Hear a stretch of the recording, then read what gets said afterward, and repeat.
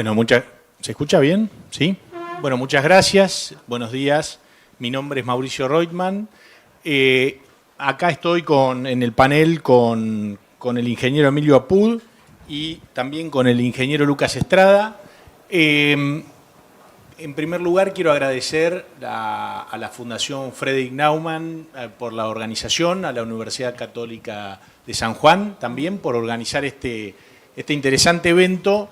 Y bueno, vamos a aprovechar este panel, los minutos que tenemos, tanto con Emilio como con Lucas, para interiorizarnos un poco sobre la inversión, la viabilidad de la inversión, principalmente en energía, que al mismo tiempo es un motor es un motivo de atracción de inversores hoy en Argentina, pero al mismo tiempo es habilitante de actividades como lo que hoy hablaron acá, los grandes proyectos mineros. Los grandes proyectos mineros requieren energía, las provincias para sus actividades, para la vida de la gente, de los hogares, los comercios, necesitan energía. Y esa energía requiere financiamiento, requiere seguridad jurídica. Estamos enlazados con lo que se viene discutiendo anteriormente. Entonces, vamos a comenzar directamente. Yo voy a hacer una breve descripción de una bio de Emilio. Emilio es ingeniero industrial con posgrado en Economía de la Energía, Control de Gestión, Grandes Obras y Maestría en Conservación de la Energía de DuPont Nemours de Estados Unidos. Fue es ex secretario de Energía y Minería de la Nación, ex director de YPF, ex director de Camesa y ex vicepresidente de la Binacional Salto Grande, director de la consultora Apud y Asociados y consejero académico de la Fundación Libertad, columnista invitado de La Nación. Libertad y Progreso. Libertad y Progreso, Libertad y Progreso, exactamente. Columnista invitado de La Nación y Clarín, bueno, y es una de las voces autorizadas hoy en energía en Argentina, con una larga experiencia, y además es un amigo. Por el lado de Lucas, también, Lucas es ingeniero de la Universidad Nacional de San Martín, especializado en energía solar, con formación en Entrepreneurship en el Instituto Tecnológico de Buenos Aires, el ITBA, con experiencia como co-founder y research manager en Seitlos. Actualmente es presidente de Energía Provincial Sociedad del Estado, EPSE, de San Juan. Es una empresa líder en desarrollo de energía solar, donde impulsa el modelo de cooperación público-privada provincial, socio minoritario en proyectos privados como el Chaguar con Geneia y dueño de instalaciones, como ahí veíamos en el video, como Uyum Alfa y algunos otros proyectos. ¿Sí? Trabaja en integración de renovables, minería, industria local y en soluciones de almacenamiento frente a las restricciones del transporte eléctrico de alta tensión y también en las redes provinciales. Vamos a arrancar Vamos a romper el hielo con una pregunta. ¿Cuál es para ustedes, para los dos, cuál es el principal obstáculo y la principal oportunidad de la inversión en energía hoy en Argentina? Adelante, Emilio, Lucas. Yo creo que el principal obstáculo es bastante claro y coincide con lo que se ha dicho esta mañana en otros paneles. Voy a hacer una pequeña aclaración. Cuando se habla de mercado eléctrico, ahora se habla de desregulación.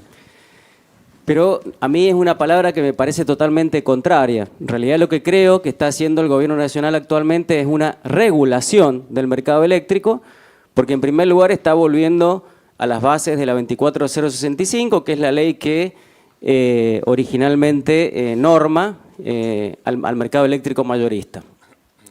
Lo que ha ocurrido en los últimos 20 años, o quizás un poco más, justamente ha sido, a través de decretos y resoluciones, ir en contra de ese espíritu. Alguien me dijo que las leyes no tienen espíritu, pero de esa esencia de la ley, de la 24065, que pretendía una competencia, por supuesto nunca es perfecta, pero lo más perfecta posible, que permita el desarrollo de inversiones y que permita la mirada de largo plazo.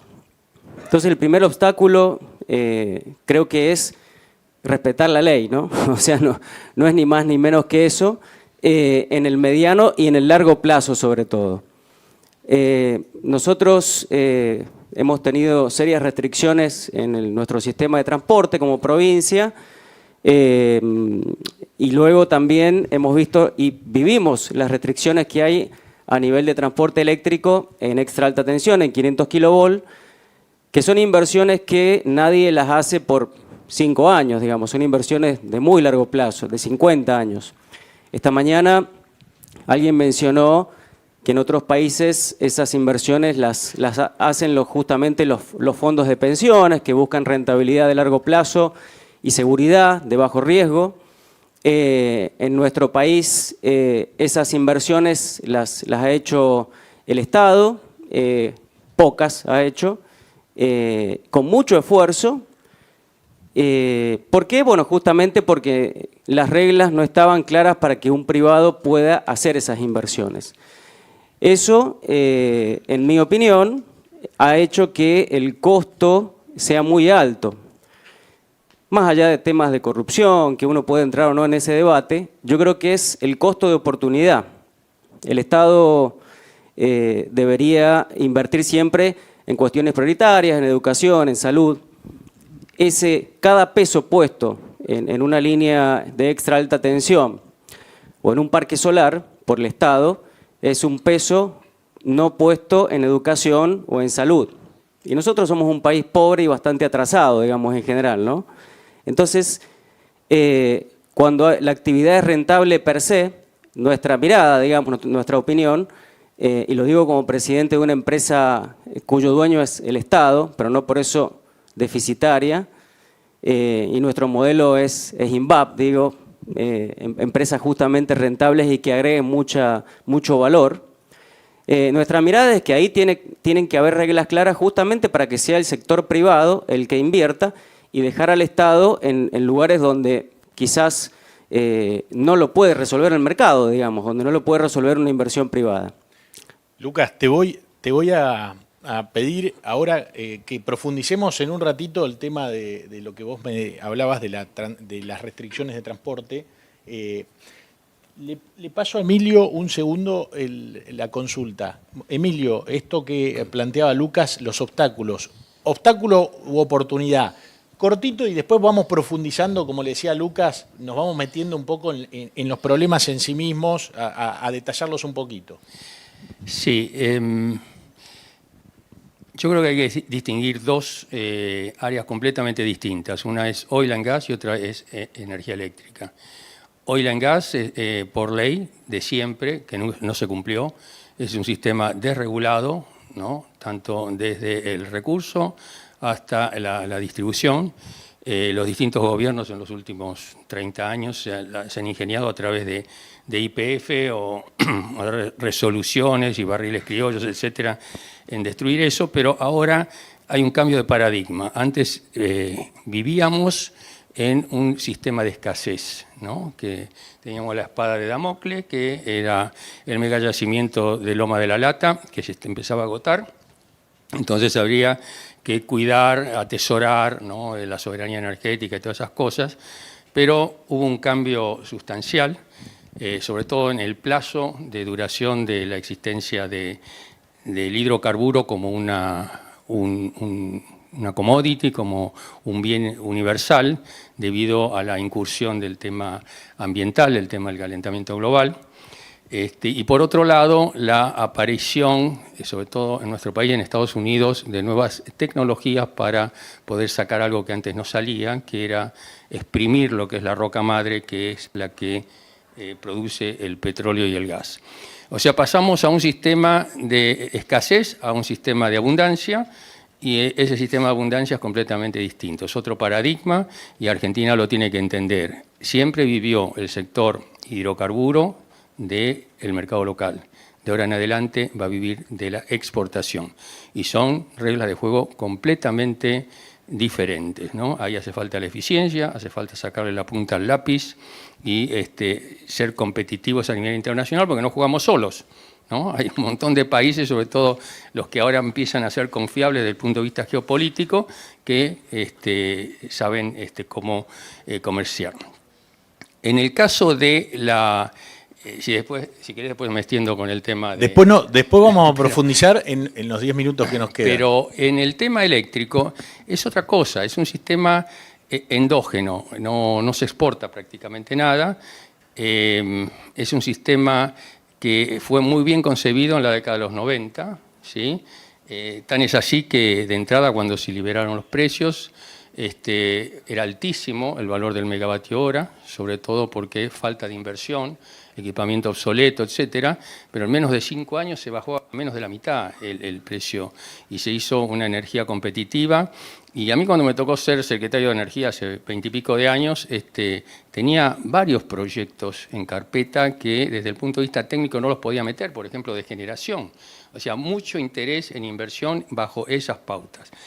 Bueno, viene el 2003 en adelante, el intervencionismo, ¿no? Y capitalismo de amigos y todas esas cosas que ya conocemos, y han producido una descapitalización del sector. Yo entiendo, haciendo números gruesos, que puede estar alrededor de los 25.000 millones de dólares que serían necesarios para llegar a una calidad de servicio y costos del año 2003, ¿no?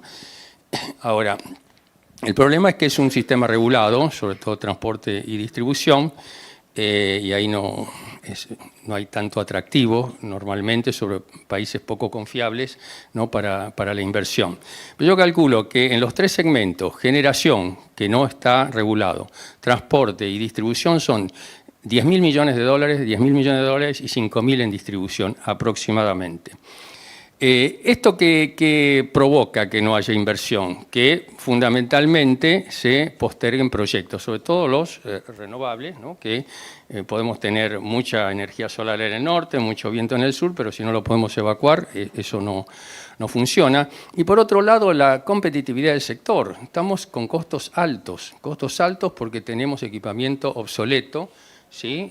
Hay pérdidas en transmisión, hay centrales de generación que ya son obsoletas, etcétera. Y entonces es fundamental introducir sistemas para atraer al capital en la parte eléctrica.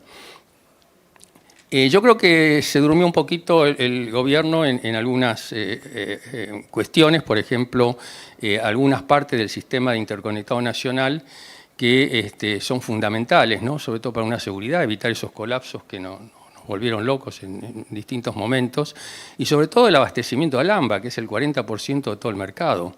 Emilio, déjame que te pare ahí, bueno. y le damos una vuelta de rosca después y vamos al detalle de los problemas que tiene el sector eléctrico en particular.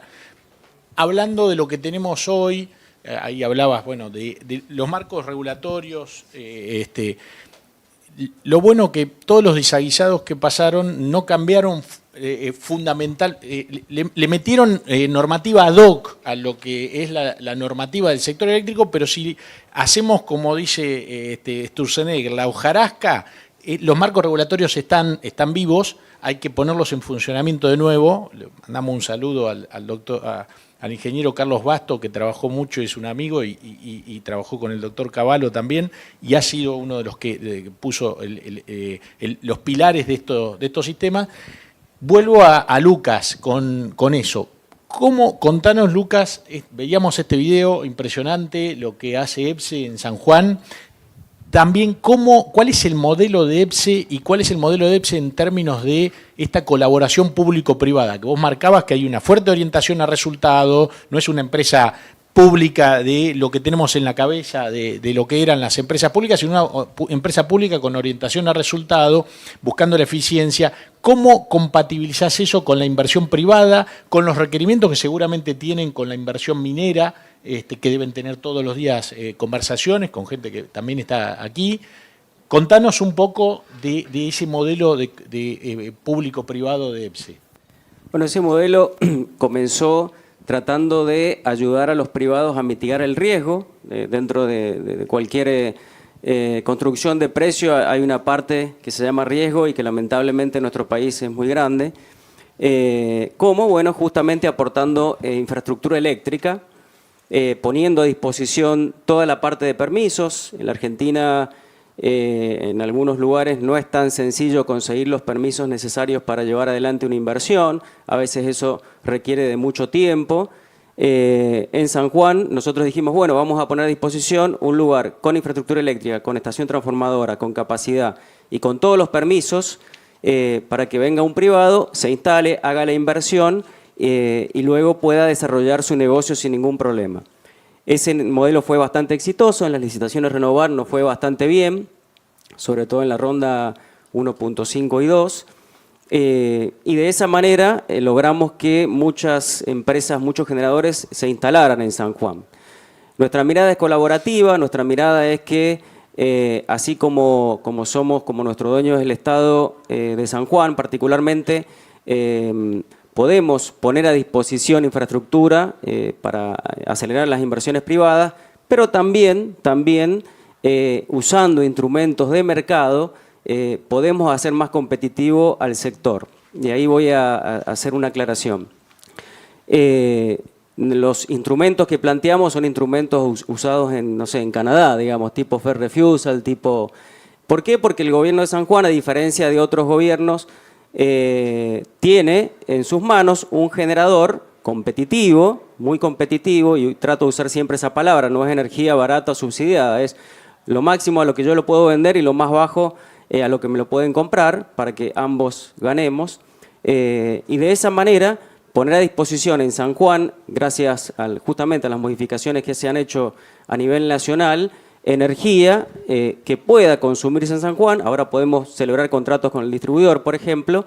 Esa energía competitiva va a ser más barata que en otras provincias, digamos, va a ser menos costosa quizás que en otras provincias que tienen otros problemas, digamos. Entonces, de esa manera también meter o tener un precio muy competitivo en San Juan que haga que esas inversiones se vayan a nuestra provincia y no a lo mejor a otra donde los costos de energía son más altos. Perfecto, perfecto, gracias. Y Emilio, vamos a ponerle ritmo porque los tiempos apremian. El tema, recién hablábamos, vos planteaste los dos aspectos, el tema eléctrico y el tema de hidrocarburos. ¿Cómo ves el potencial de desarrollo que vos decías, Argentina ahora tiene que mirar al mundo? Los hidrocarburos tenemos que monetizarlos y tenemos que exportarlos, no sirve de nada dejarlos abajo de la tierra. Posiblemente haya cambios tecnológicos que en el futuro, en el pasado se hablaba del peak oil desde el lado de la oferta, ahora algunos hablan del peak oil desde el lado de la demanda. O sea, hoy veía en Noruega, los autos son eléctricos, casi el 98% de los autos en Noruega son eléctricos. Hay una oleada hacia la electrificación. ¿Cómo ves ese futuro de Argentina mirando la exportación, los proyectos de GNL? ¿Qué estamos haciendo bien? ¿Qué falta para potenciar esa mirada exportadora de Argentina desde tu punto de vista en lo que es hidrocarburos, principalmente gas y petróleo? Estamos empezando a transitar un camino en que no tenemos experiencia, que es agarrar la valijita y salir a vender al mundo, ¿no? Antes era todo cerrado, era mejor ser amigo de algún funcionario, de un ente regulador y era más fácil así. Pero de ahora en adelante es exportación, estamos hablando de oil and gas. También en electricidad va a poder ser, pero indirectamente, no a través de abastecimiento a data center y esas cosas. Pero se abren unas expectativas muy importantes porque en la transición, que yo creo que van a ser 50 años, o sea, se va a dejar de usar como combustible al menos el hidrocarburo antes que se acabe, pero el 80% de la matriz energética mundial sigue siendo hidrocarburos, o sea, no se puede cambiar de un día para otro. Pero en esos 50 años Argentina lo que tiene que hacer es monetizar todo lo que pueda sus recursos, porque si no va a quedar bajo tierra sin valor. Y en ese sentido tenemos el mega proyecto de Vaca Muerta y yo creo que nos tenemos que concentrar ahí, independientemente del corazoncito que tengamos en las provincias, etcétera.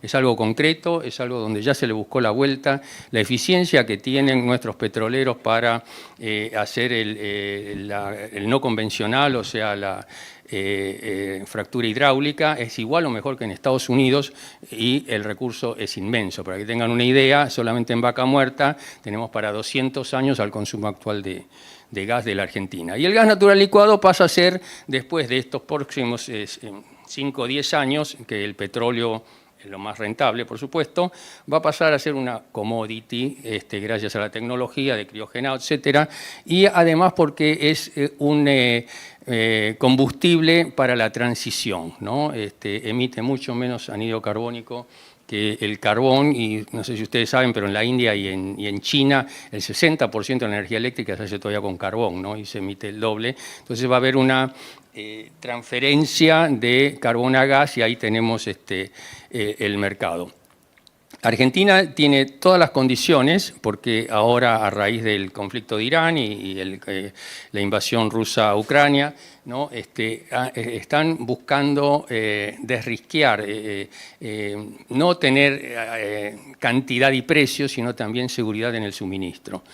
Y Argentina es uno de los países occidentales que presenta esas características, siempre que no se pongan a ahondar mucho en la política, ¿no? Porque ahí ya quedamos un poquito mal parados. Pero a mí me parece que como se está encaminando a Argentina, es un lugar de atractivo. Fíjense que ya hay cerca de 60.000 millones de dólares que se está hablando para los próximos 5 años de inversión, ¿no? Y además son macanas eso que dicen que son industrias extractivas, que no dejan nada, ¿no? Derrama mucho en la mano de obra, en la tecnología, en servicios, etcétera. Así que yo creo que si podemos convencer al mundo de que va a haber seguridad jurídica, seguridad política, es un atractivo muy importante y yo creo que hay otro tema que no es para esta reunión, pero va a haber un reacomodamiento, creo, entre la distribución de la riqueza del país, ¿no? Antes era la pampa húmeda que 65.000 millones de dólares eran entre campo, agroindustria, tecnología, etcétera, pero ahora aparecen las provincias mineras, aparece Neuquén, ¿no? Cómo se va a manejar el tema de la coparticipación, ¿no? Etcétera. Pero en síntesis, yo creo que hay una oportunidad inmejorable y que ya está en marcha, porque en esto, ¿cuál es el cuello de botella? Que teníamos el producto ahí y no teníamos cómo sacarlo, ¿no? Ahora hay 3 proyectos que ya están en marcha y que empiezan el año que viene, que son los gasoductos dedicados que van directamente del yacimiento al puerto. ¿Sí? Y ahí está la planta de licuefacción. Y está el Vaca Muerta Sur, también, que va a permitir en breve 750.000 barriles diarios de los 300 que estamos haciendo ahora. Y hay muchos proyectos más, ¿no?, que en la medida que estos avancen van a funcionar. Así que soy optimista en esto. Gracias, Emilio. Lucas, a ver, hablamos de recursos, acá se habló de minería, de recursos minerales, de recursos energéticos. Argentina, y se decía acá, Argentina no es un país rico, tiene riquezas, tiene recursos, pero hay un recurso que es complejo y hoy es caro en Argentina, es el capital. Y estamos hablando de infraestructura y el capital, el costo del capital termina siendo un determinante y un poco lo que hoy vemos es el que nos está trabando, es el patobica que no nos deja entrar a ese lugar donde hay una fiesta y queremos ser parte de esa fiesta y que haya un ciclo de inversión que dé vuelta a la Argentina.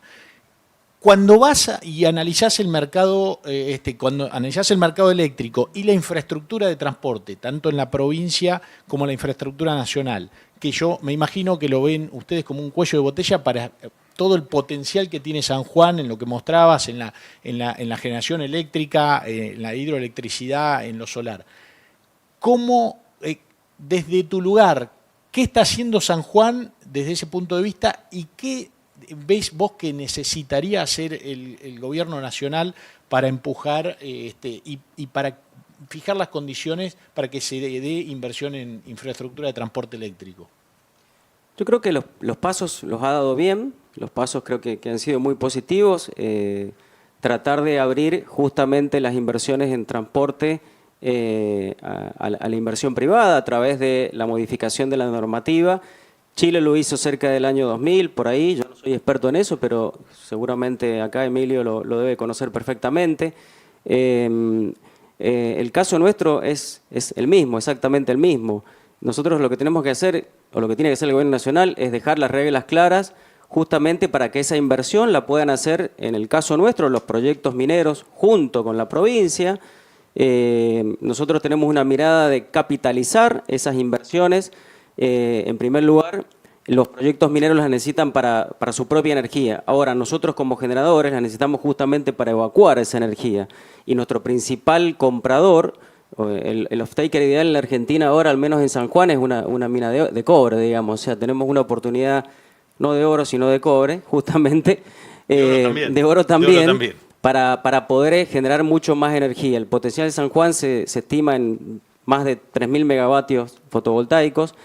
Por supuesto que no pueden salir, pero ¿qué es lo que está haciendo el Gobierno de San Juan concretamente? Bueno, en primer lugar tratar de ordenar, luego ahora que las condiciones de mercado están bajando y están las tasas principalmente se están acomodando a números internacionales, bueno, ahí los organismos multilaterales junto con el Estado pueden encarar alguna de las ampliaciones que requiere el sistema de transporte a tasas razonables, lo cual va a hacer luego que esas inversiones sean razonables de pagarse.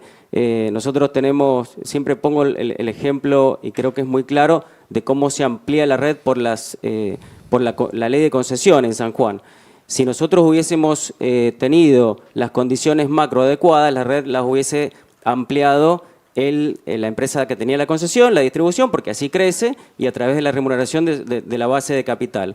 Como eso no era posible, porque la remuneración de la base de capital se hacía en una tasa fija y en pesos, bueno, tuvo que salir el Estado a tratar de ampliar esa red. Ahora, eso es carísimo para los sanjuaninos y para cualquier persona en la Argentina. Entonces, las condiciones macro son las que tienen que darse, y creo que, insisto, es lo que está haciendo bien ahora el Gobierno Nacional y es el ritmo o el rumbo correcto que tiene la Argentina.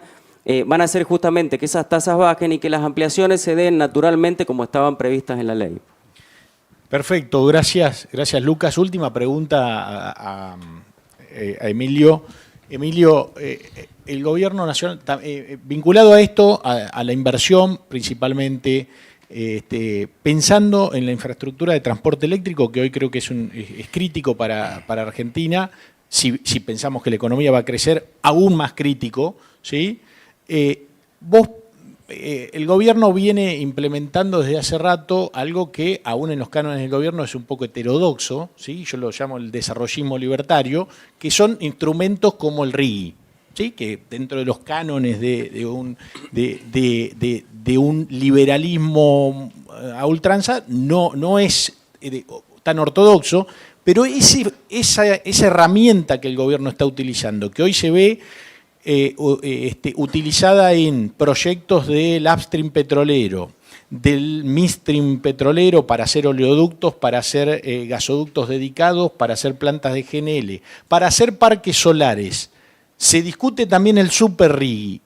¿Por qué no hay proyectos vinculados al transporte eléctrico que son habilitadores de proyectos solares, de generación hidroeléctrica, de más inversión en el upstream? ¿Por qué no ese instrumento que el gobierno está usando, alguno puede opinar que está bien, que se puede modificar o no, pero ¿por qué no aparecen o no se lo vincula a la inversión en transporte eléctrico? Entiendo que porque los sistemas regulados tienen otras reglas de juego, ¿no? No es lo mismo invertir en un bien que es tuyo y conseguís el financista. Acá tenés que lidiar con el futuro, si te van a mantener la tarifa, ¿no? Porque todo lo va a pagar el usuario, ahora el Estado no paga más nada. Yo pienso que lo que va a agilizar un poco son estos acuerdos que se hicieron con los organismos multilaterales, que van a salir como garantes, ¿no? En cierta forma, de los inversores. El sistema que se lanzó ahora para el AMBA 1, que es el sistema de conexión, digamos, de acceso al AMBA, es un sistema que se licita por canon, es decir, la empresa ofrece un canon, ¿no?, a pagarle al Estado para operación y mantenimiento del sistema e inversión también. En este caso es inversión porque hay que hacer estaciones transformadoras, etcétera. Y han aparecido interesados, yo creo que esa es la punta, ¿no? Ahora, después para las interconexiones con sistemas ya remotos de los centros de consumo, como puede ser el norte, el noroeste y el sur, yo creo que va a haber que buscar algún otro sistema donde el generador también de alguna manera participe en el tema de... Y después, por supuesto, cargarlo a la tarifa. Pero me parece que dije que estaban un poco atrasados, porque esto se podría haber hecho un año antes. Tal vez no hubiera habido tanto interés como podría haber ahora. Y el otro cuello de botella es la generación. Generación le estamos pegando en el poste. Piensen que el pico estuvo en 29.500 megavatios y tenemos 30.000. 30.000 quiere decir que no tenemos reserva, ¿no? Un sistema moderno tiene que tener una reserva del 10%, por lo menos permanente. Acá sale una central, qué sé yo, Atucha, y bueno, a correr, ¿no? Entonces, ahí tampoco entiendo por qué se postergó. Había una licitación de 3.000 y pico de megavatios que heredó este gobierno del anterior. Por supuesto, no era conveniente porque no era lo mismo una cotización a fines del 23 que ahora, ¿no? Pero igual el año pasado ya se podría haber hecho una modificación de eso y por lo menos darle seguridad al sistema, porque eran 3.000 y pico de megavatios, pero en 100 máquinas, no sé, era una cosa, no iba a fondo. Pero ya he estado hablando con varios inversores que tienen interés en grandes centrales, ¿no? Centrales como Puerto, estamos hablando de 700, 1.000 megavatios para arriba, y están analizando esas condiciones. O sea, si logramos mejorar eso, no solamente va a haber menos cortes, ¿no? Porque no sé cómo va a explicar el gobierno el año que viene los cortes en verano, ¿no? Porque a verlos va a haber, porque si no, ninguna mejora va a llegar antes del verano que viene. Pero por lo menos, además de los cortes, va a empezar a bajar lo que para mí es muy importante, que es el costo de la energía, ¿no? Al tener sistemas más nuevos, más eficientes, más seguros, baja el costo, y eso es un factor competitivo muy grande para la actividad económica argentina, ¿no? Ya me están mirando con el reloj en mano y bueno, lamentablemente nos vamos a tener que ir yendo. Última pregunta así de 1 minuto, así no nos matan.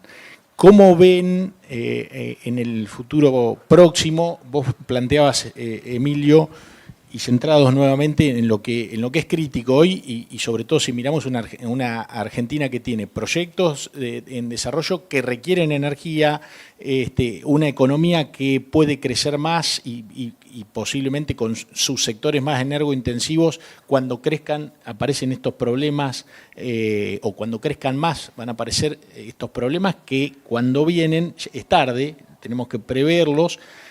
¿Cómo ven lo que está haciendo el gobierno en términos de, en el corto plazo, los programas de Alma Asadi, de baterías, el programa de Alma GBA también, tratando el tema de los requerimientos de potencia en el corto plazo? ¿Cómo ven? ¿Es para ganar tiempo, para poder hacer transporte eléctrico, para que haya otras reglas de juego y los inversores se sientan más seguros y después puedan hacer líneas eléctricas? ¿Cómo ven esos mecanismos que está implementando? ¿Sirven mucho, poco o tapan lo que en definitiva tenemos que hacer, que es transporte eléctrico? 1 minuto, por favor. El ALMA es para los centros de distribución y para los centros de generación. Son dos cosas distintas.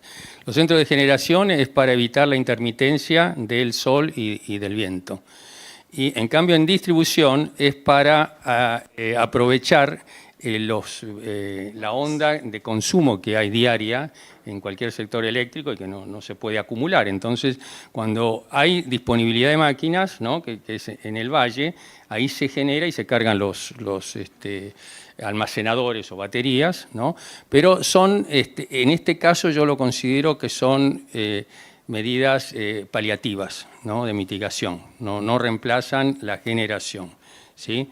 Y además son muy costosas todavía, ¿no? Sin embargo, ha habido un gran interés, ofrecieron baterías más del triple de lo que hacía falta y a precios razonables, pero creo que hay que aprovechar en este momento eso y sí en donde se produce, ¿no? Para nivelar un poco la oferta de energía de las renovables, ¿no? Lucas, y cerramos, en 2 minutos cierro y adelante. Nosotros lo vemos como una gran oportunidad, creo que coincido que es paliativo, pero en el caso de San Juan el lema de nuestro gobernador es aprender, trabajar y producir.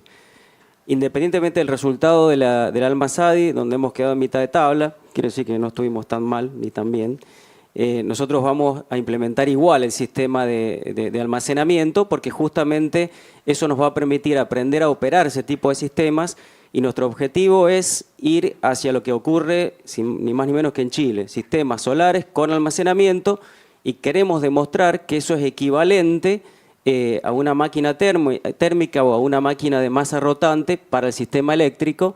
Y en eso nosotros somos ultra competitivos. San Juan tiene una de las mejores radiaciones del mundo. Hay un sector particular que decimos que es el Dubái fotovoltaico por la radiación que hay y porque además tiene bajas temperaturas. Y además está al lado de los emprendimientos mineros más importantes. Entonces, si a eso le sumamos baterías y podemos justamente ofrecer potencia firme, creemos que vamos a ser probablemente una de las provincias más competitivas en términos energéticos de la Argentina. Bueno, gracias Lucas, gracias Emilio. Vamos a finalizar el panel. Bueno, muchísimas gracias.